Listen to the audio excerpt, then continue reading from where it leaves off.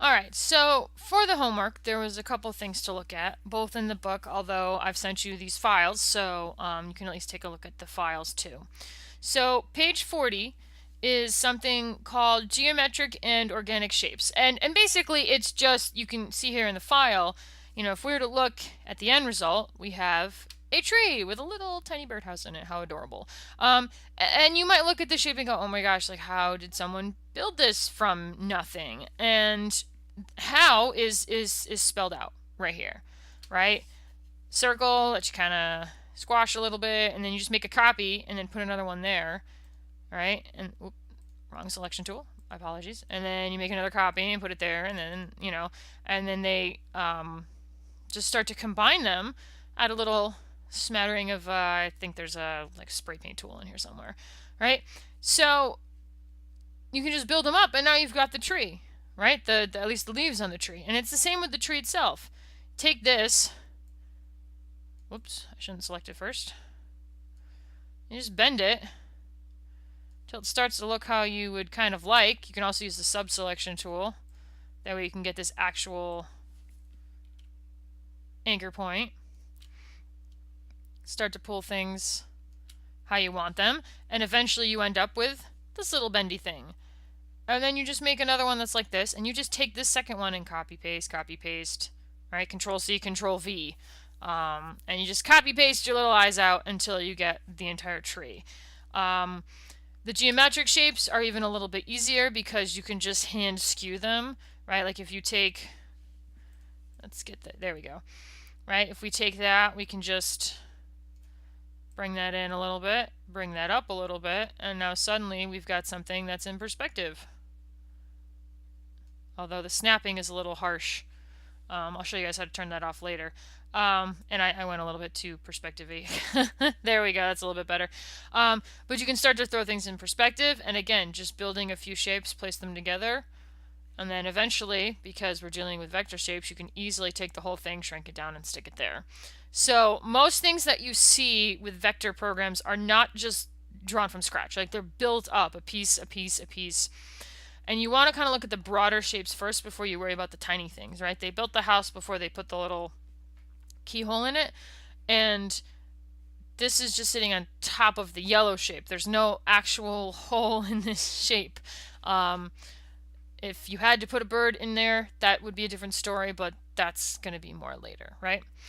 So that was one thing I wanted you guys to look at. The homework, which if you're watching this, I've probably emailed you this file, is this file right here. There's a drawing of little dog. He's called Mud Bubble. You can actually see some copyright information up here in the timeline.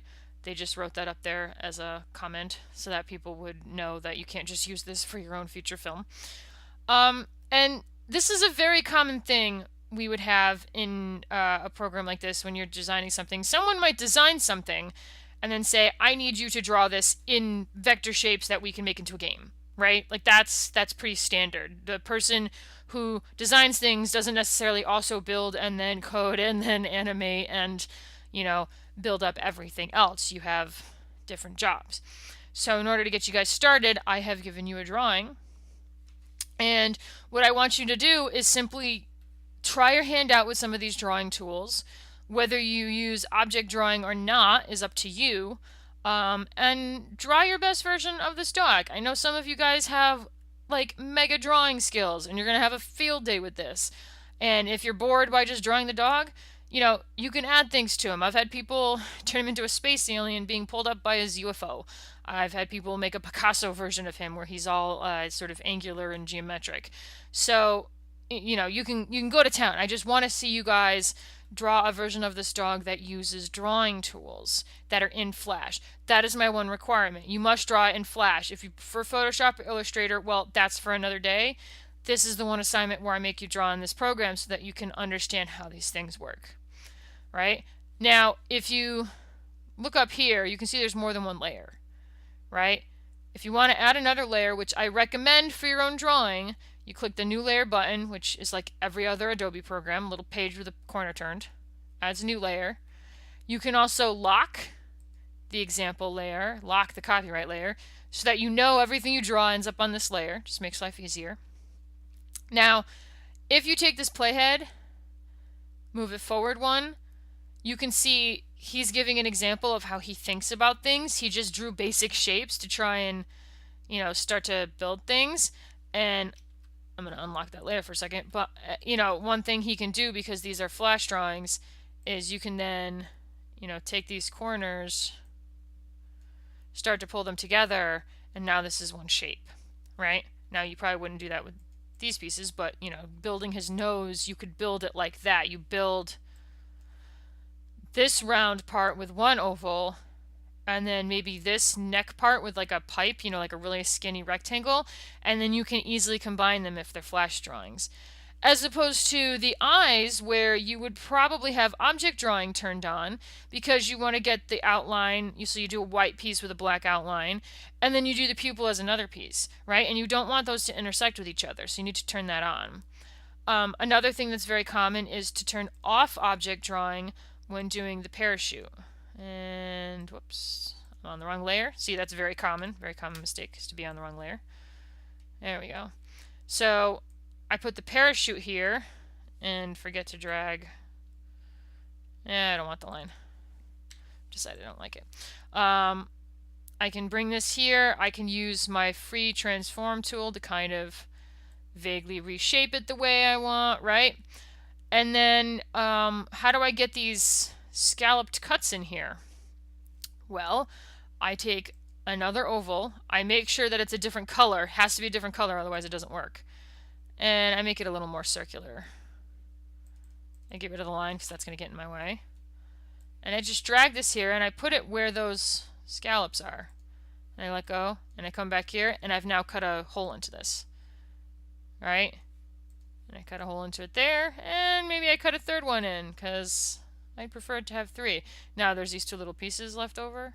Gotta make sure I get rid of those just to get them out of my way. But that's how you can start to, see, look at this shape. I couldn't draw this from scratch. That'd take forever. Then I just automatically, beautiful. Gave me that in 2 minutes, less than 2 minutes. Right? So you need to start thinking about how to break down these shapes, because even if you don't draw necessarily, you are going to have to make things in this class.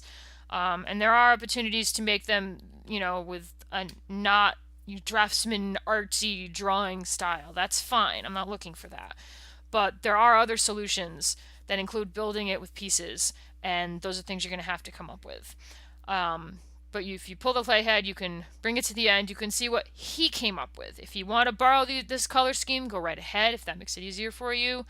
Otherwise, go to town. The third way, of course, is to, if you do like drawing, take the brush or the pencil and just start drawing and filling things in. I will warn you that I have a mouse, not a tablet, so this is going to look terrible. Oh, boy, howdy.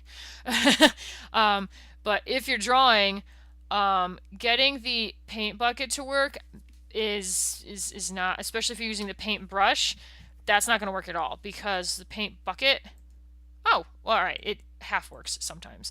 You have to be very, very careful that you connect all of the lines, because the paint bucket's not, see how it's not working in here? It's not even working in there. So it's not a perfect solution. Not in here. This is not like Photoshop where it's going to automatically fill in these little things, because it has rules about inside and outside of shape. So I've seen a lot of people just use the brush, and then they actually will scribble in a different, color to try and get that effect. So however you'd like to draw them, go ahead. Make sure when you're done and before you're done, and many times while you're working, you hit File, Save. It'll probably give you an error like, this is from an older version. It's like, yes, I know, I still want to save it. And when it saves it, it makes it part of this new software, which doesn't matter because we all have the new software. All right, so that's the homework. Draw the dog to the best of your abilities, which will also give me a chance to see how you guys draw.